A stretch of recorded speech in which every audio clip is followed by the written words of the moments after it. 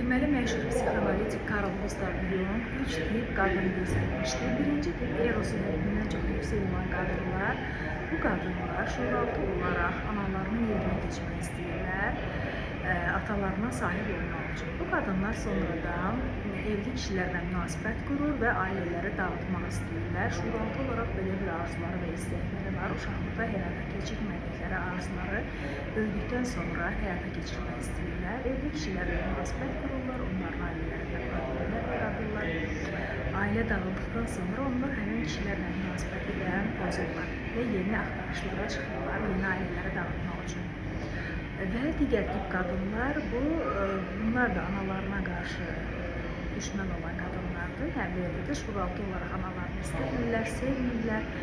Bu qadınlarda isə birinci tip qadınların əksinə olaraq onlar evli kişilərlə münasibət qurmurlar. Əksinə bu qadınlar bir növ xəstə qadınlardır. Daha çox öz uşaqlıq yolları ilə bağlı problemləri olur.